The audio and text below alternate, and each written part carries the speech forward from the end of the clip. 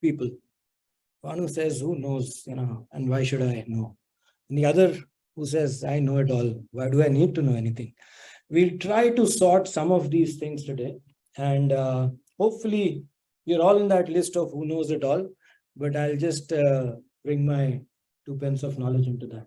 And this is something that I always love to present, because this is something I picked up from the internet, and that's how fertility is looked at, which means it's true, actually. I agree with most of what is said.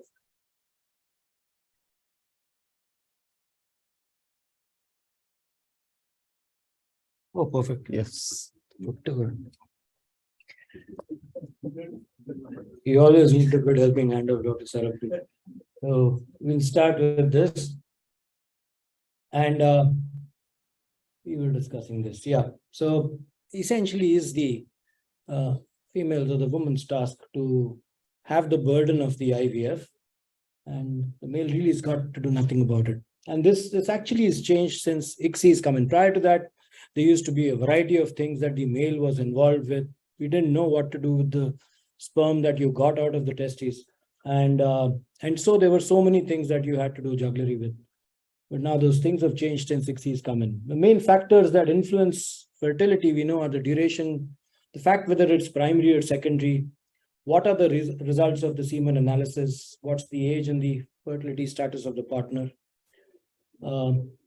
causes, including those, and I won't go into the detailed causes, but we've got to understand where the male fertility is coming from and whether these are factors which are obstructive or non-obstructive broadly. When we talk about pre-testicular, testicular, and post-testicular causes, we're looking at those that are modifiable and those that are not modifiable. Within the not modifiable factors by conservative measures, you're looking at those that are correctable by other means.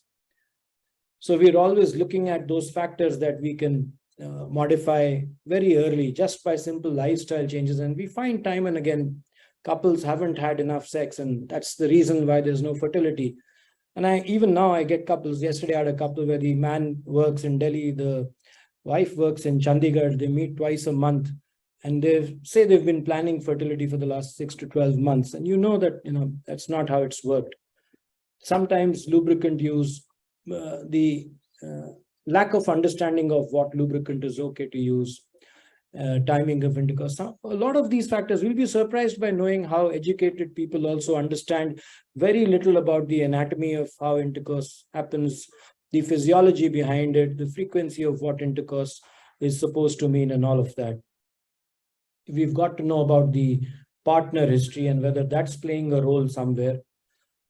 We've got to understand certain things. Now, why it's important to have this discourse between the urologist, the gynecologist, and the embryologist is there are certain misconceptions which need to be drawn out, and these are important. Now, certain examinations are clinical examinations and only confirmed by clinical examination, not by radiological examination. One of those is the presence or absence of vas deferens. You either are able to palpate a vas clearly, significantly, by rolling it between your finger and thumb, or it's not there. Anything that feels like vas is not the vas. And that's important, and that's something that a urologist will pick up over years of practice, that he's examined several vas. And you cannot pick it up on ultrasound, you cannot pick it up on MRI, and you will miss these diagnoses if you rely on radiological examination. And I'll tell you where the problem happens. The problem happens, you expect the seminal vesicles also to be absent when there's vas deferens, which is absent. Unfortunately, an atretic seminal vesicle-like structure is seen in about 1/3 of men that have vas absent. So you may get a report of something which looks like a seminal vesicle on a radiological finding, but that's not a seminal vesicle. And this is still a patient that has absent vas deferens. And the problem again comes with the semen examination itself. A lot of times, the things that we take least significance when we're looking at semen is the volume, the pH, And unfortunately, fructose, because there's not enough sample.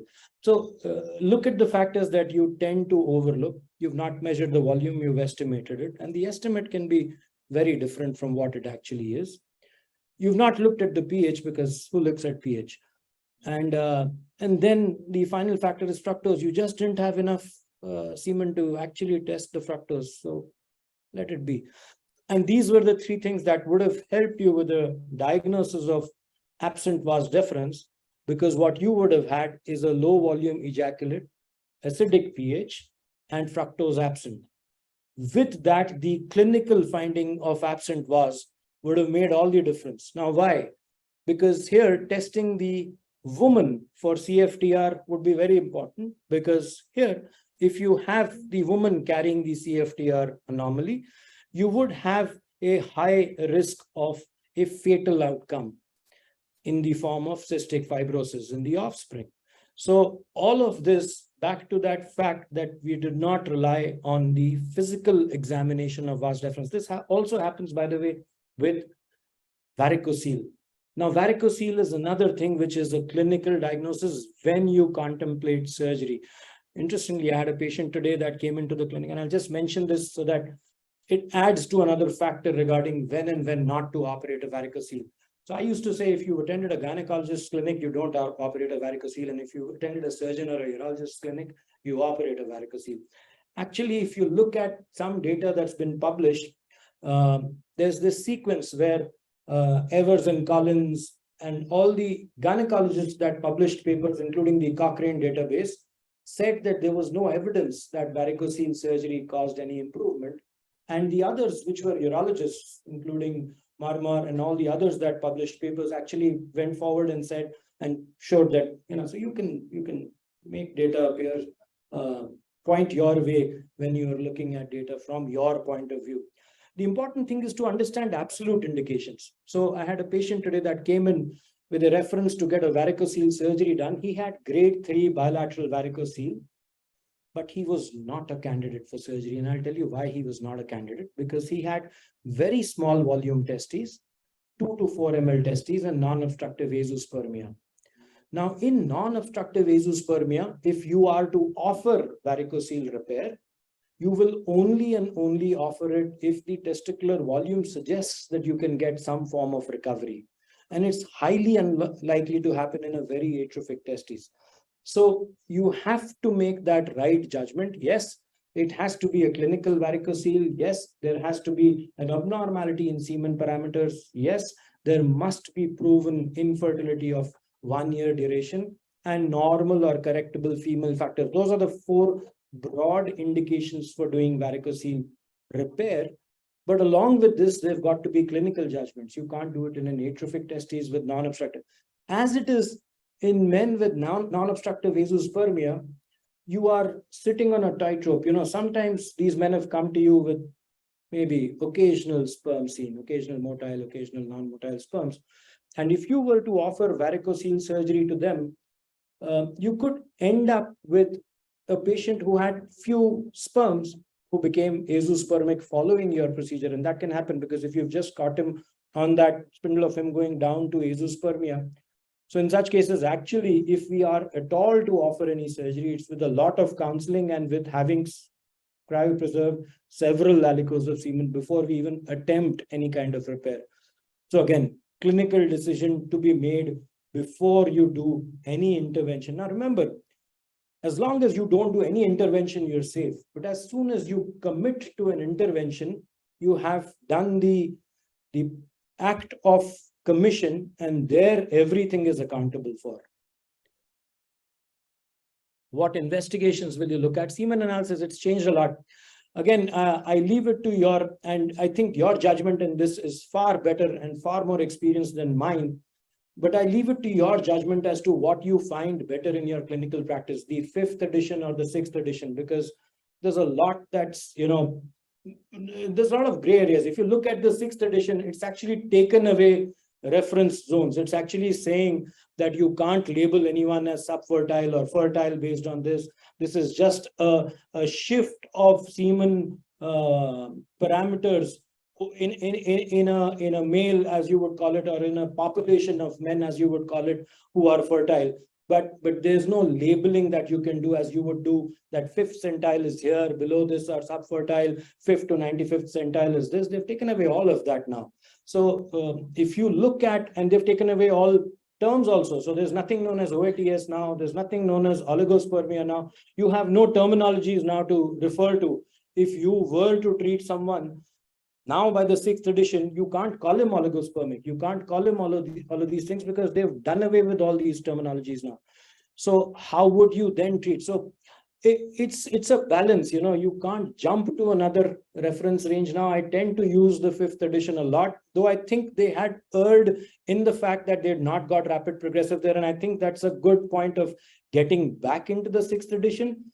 But not everything works. When you're looking at, I think the sixth edition is more a laboratory and quality edition, not as much a clinical edition for use. So I would love to have viewpoints of other speakers here, but I think it's something that we look at. So semen analysis, we know how the WHO is a wonderful tool to look at how you are going to do, and it gets better. The sixth edition has made this examination of the semen extremely more detailed, and it's become more and more of a lab manual than it was before.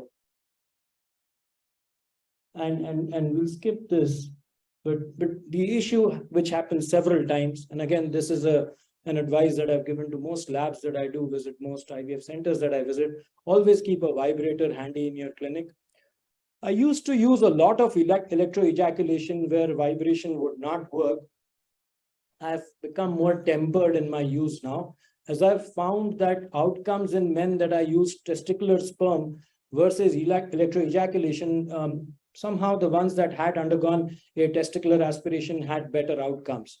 And even though I had more volumes when I did an electroejaculation, I think the quality of the sperm somehow with the electroejaculation got affected.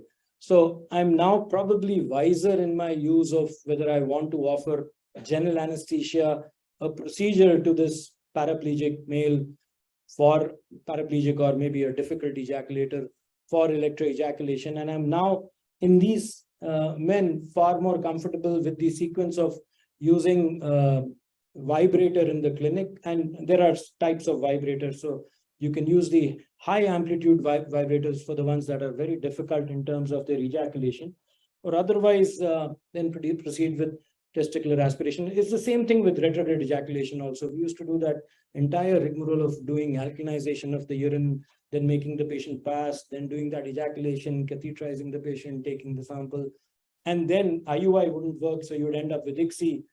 Now, instead of all of that, this thing, we end up doing a testicular aspiration, which is far simpler to do and just gives you a better outcome. So I think with when you compare your own results with different methodologies, you realize where things make sense and where those additional factors really don't add too much.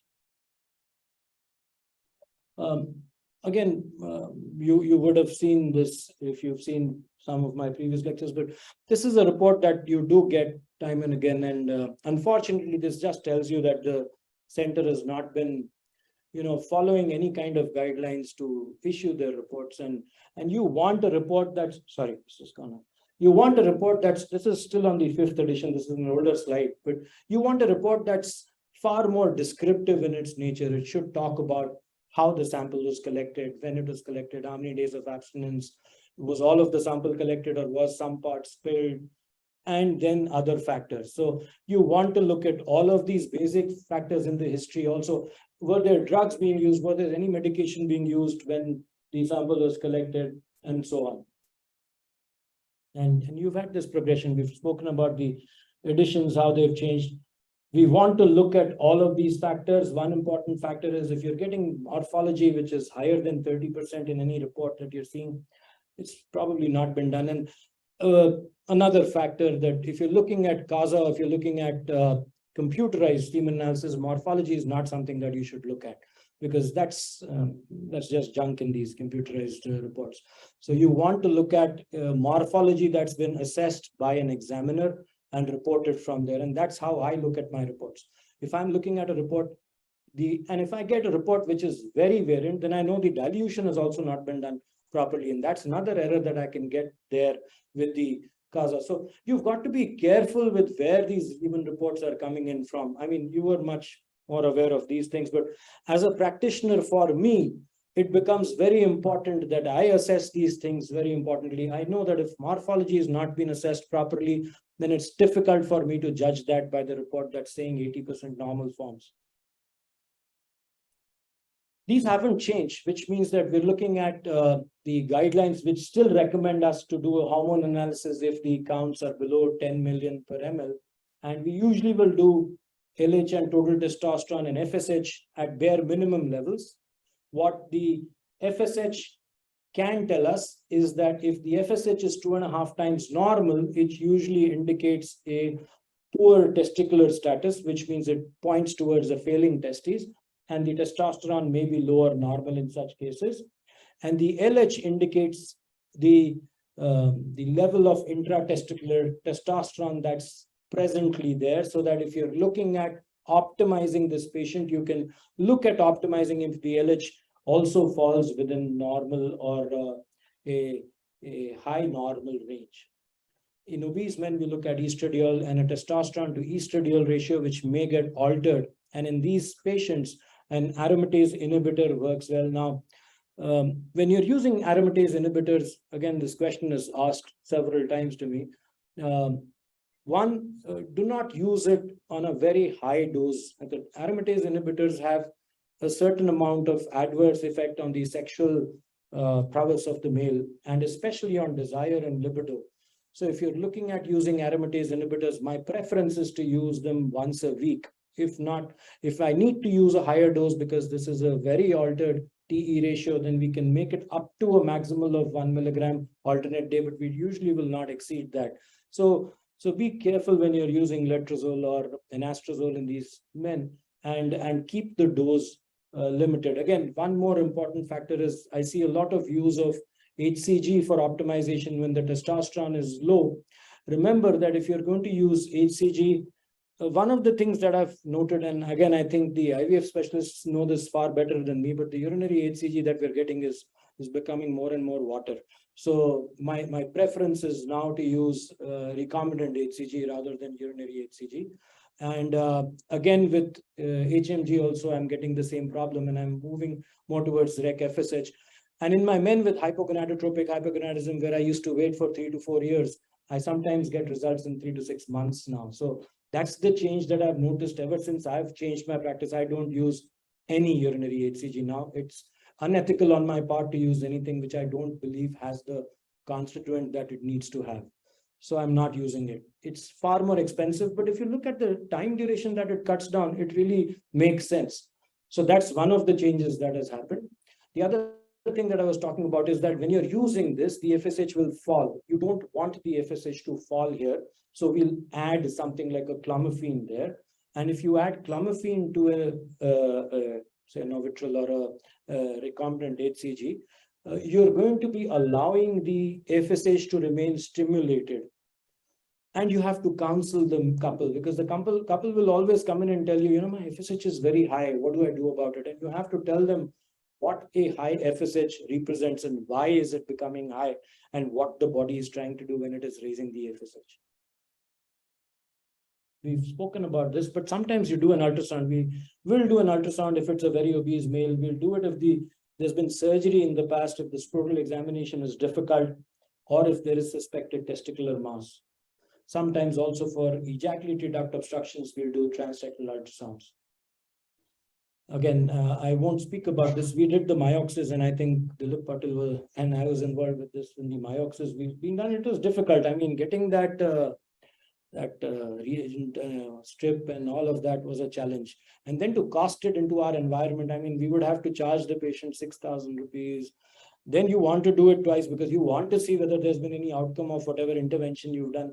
So we've got to have realistic tests in our environment. We have to have the kind of tests which fit our environment, which allow us to use these tests well, which means I want to do them as a baseline test, and I want to do this test when I have put in intervention and I expect some change out of that intervention. If I'm not able to do that, then I lose perspective with that test. And that was the problem with that. And we still did that.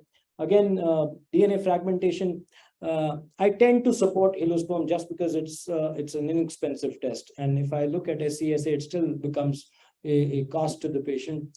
The factor that I want to keep constant is that the same person should be seeing it every time. If he does, then he's probably going to read everything similarly. So anything that he's seen as abnormal the first time, he'll report as abnormal the second time. And that's good enough for me. So if I don't change the observer, then the inter-observer or this thing change, it doesn't change. And that's good enough for me when the helosperm is used for a DNA frag.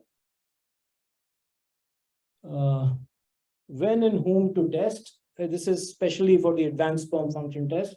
You would not test for primary evaluation of the infertile male, but you do it for unexplained infertility, poor implantation, poor embryo quality, recurrent pregnancy failures, or for an aged male, large varicocele, genital infections, etc. However, currently, if you go by the 6th guidelines, now 6th guidelines have also changed this. They used to be basic examination and advanced. Now you've got basic, extended, and advanced evaluation of sperm. And you've got more tests there. And those tests include tests for acrosome reaction and things like that. So it's just become a lot more complex now in terms of the tests that have been added. I don't know if we are going to be doing acrosome reaction tests as we did simpler acrosome reaction tests previously, but the ones that are being outlined now into clinical practice, I don't think they become relevant in clinical practice yet. And genetic testing, yes, if there is obstructive AZU due to vas aplasia, we do it. Non-obstructive AZU, oligospermia less than 5 million, recurrent pregnancy loss. Semen culture only and only if there are symptoms or if there is significant leukocytosis in the semen, which has been proven to be white blood cells and not immature cells or macrophages. If you've proven that, then you can do a post-prostatic massage urine culture or a semen culture and then treat according to that. We do not do a diagnostic testicular biopsy outside the setting of a lab where you can cryopreserve the sperm, but you can rarely do what we call a trial needle aspiration biopsy, where you would then, in equivocal cases where you've not been able to make out whether this is obstructive azoospermia or non-obstructive azoospermia, where you would then, two things. One, get specimen and be able to freeze sperm if you've got it. And if you've not got something, send it for histopathology so that then you can prognosticate whether you're likely to get sperms by a microTSA or not. These are the indications to do surgical sperm retrieval. I think I've far exceeded my time, so I'll stop at this. But if you have obstructive azoospermia, non-obstructive azoospermia, complete astheno or necrozoospermia or situational anejaculation, you can look at surgical sperm retrieval, which may be by TISA. TISA, again, makes no difference whether you're going to do a percutaneous epidural or a testicular aspiration, the outcomes are same. And a TISA single seminiferous tubal aspiration or a microTSA if you're looking at non-obstructive azoospermia. Thank you so much for your kind attention.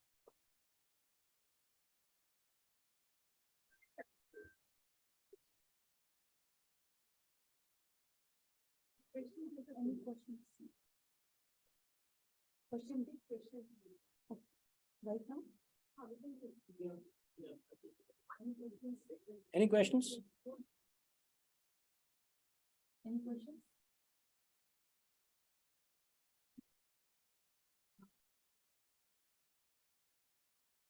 Thank you, Dr. So I just wanted to ask how useful is it going to be to perform an SSR for patients who have complete acidosis and the ejaculated sample has been subjected to the various modalities wherein we want to elicit the sperm motility. Are we going to have any, because I haven't ever encountered a patient wherein we had complete acidosis and we perform SSR and found something. So within the ejaculate versus the testicular sample, you may get a difference. Now, if you're looking at sperm with vitality loss in the epidermis, you may get some of them that may lose their vitality while travel through the epidermis. And it's not a bad idea to do a sperm retrieval and compare whether you've got any vital sperms there. I would still recommend that. Now, if you have got complete immotility in the sample from the testes and you've done everything that you've done, you can't repeat it again. And then I wouldn't do a micro-TSE in this case to try to look at getting more sample, which would give me different quality sperms. But within the ejaculate and the testicular, yes, I think it still makes sense because there is description of loss of vitality when the sperm travels from the testes right through the entire ejaculatory tract. Any specific testing for complete resting sperm? No, you do the hospital, I would think. Not to, any genetic testing for patients who are. If you're looking at immotile celiac syndrome, yes, but otherwise no specific testing here. There's a question online, sir.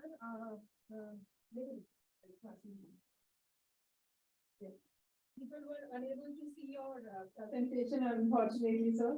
Oh, it But didn't they go on the have Zoom? listened to your presentation. Oh, sorry. One person who was watching online has asked if histopathological examination shows maturation arrest, will micro-TSE help?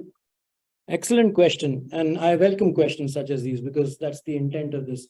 So you have maturation. You always ask for your pathologist to detail what they found on the specimen, which means they should mention to you what type of cells they've seen rather than just labeling it as maturation arrest, which means they would label it as seeing elongated spermatid or round spermatid or primary spermatocyte or secondary spermatocyte. And if they found something, then give a Johnson score to it. If you've got that, then you can label this as early or late maturation arrest. When you're looking at early maturation arrest, we don't recommend a micro-TSE because the retrieval rates are very poor. And they're almost as you would get with AZF A or B, YQ microdeletion. So you're not looking at recommending a micro-TSE there. But if you've got late maturation arrest, then these are the people that you're looking at a reasonable chance of sperm retrieval up to the rates of 30 to 40%. And you would recommend a micro-TSE in such cases. Yes, please. Sir, you touched on the slides regarding the touch base over advanced semen analysis, the WHO 6 guidelines. So I'll come to that when you talked about the WHO 6. So you said that oxidative stress DNA damage, will not be taking that. What is your take about testing for the sperm aneuploidy testing? If you're talking about clinical practice, it's not something that we look at. But with recurrent failures, so if you're looking at recurrent pregnancy loss, recurrent fertilization failures, then you've got to be looking at sperm aneuploidies also.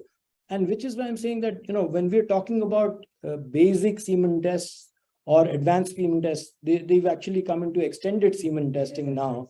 So the extended are not those that are mandated for testing yet. So if you go by the guidelines, they've also mentioned that these are extended sperm examinations for specific indications, and then you would take a clinical judgment of whether you want to use it or not. Sperm aneuploidies would also fall on that. My take on this again in clinical practice is when I'm looking at high DFI, I'm looking at short abstinence times, and when I'm looking at high aneuploidies, I'm looking at longer abstinence times, and that's how it changes, I would think.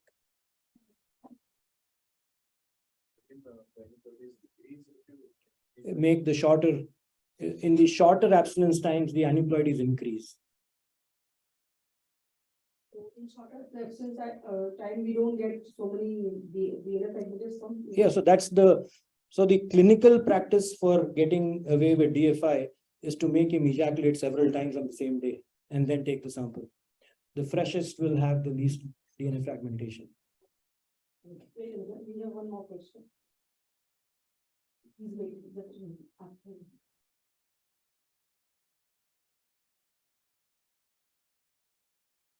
What is the role of tuberculosis in male infertility? What is the Tuberculosis. uh-huh. Role of tuberculosis in male infertility. I think we're tuberculosis is as significant an infection for infertile men as it would be for any other organ. And we do encounter obstructive vasospasmia, we find infections and affection of the sperm count, a variety of spectrum that we see with genital tuberculosis. So individualize the patient. I wouldn't label it as the overall impact on male infertility, because we don't see as much of genital tuberculosis now as we would see earlier on. I think in the IVF sector, the female population, the incidence that is seen for using tubercular or anti-tubercular treatment is far greater. But we do come across, so you'd see a beaded vase, or you'd see a fibrous ejaculatory duct obstruction. So some form of obstructive vasospasmia that would be secondary to a tuberculous genital infection. We do come across occasionally.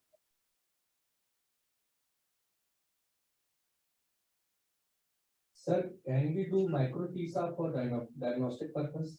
Oh, we don't even do TISA for a diagnostic purpose. We should never do a micro TISA for diagnostic purpose.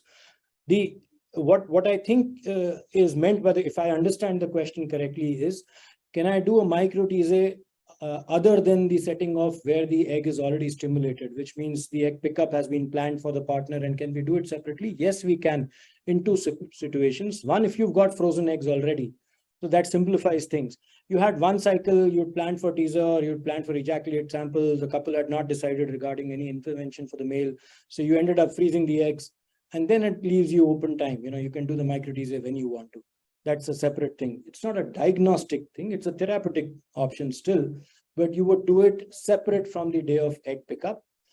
And you can also do it separate from the day of egg pickup if the couple says, no, we will not do stimulation of the wife till we are certain that there is sperm retrieved from the male. Now, the challenge with that is you may get very few sperms.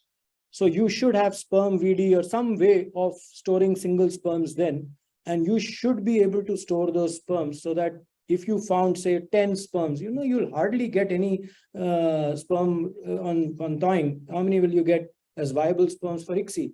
So then you've got to make sure you've counseled that couple that, look, we're going to do a micro TISA now. We may get no sperms, or we may get very few sperms. We will freeze these sperms, and we cannot tell you that they will survive the thaw cycle to get ICSI. Sometimes in case of micro TISA, it's very difficult to differentiate between true sperm or leukocytes or round sperm. So how can we differentiate between these? No, I mean, I think this is to be answered by the embryologists present here, but ideally I would want to look at as normal looking a sperm as possible. I never look at motility as a factor. A lot of people ask about, I don't see any motile sperms, but that's not something that we're looking at as soon as we've retrieved the sample. The motility may come later, it's attached to the Sertoli cell, we know that. But we're looking at morphology being as normal, which means you look at the head as normal as possible. It's got a tail, it's got the shape that you're looking at. I think this is an answer that's best left to the embryologist to answer rather than me. I think it's difficult to see that you can easily differentiate the cells. Huh? It is very easy. I don't think it is difficult to see the morphology. Perhaps extension of the question, can we, if you're wanting to identify not only mature sperm from mature sperm, but alternate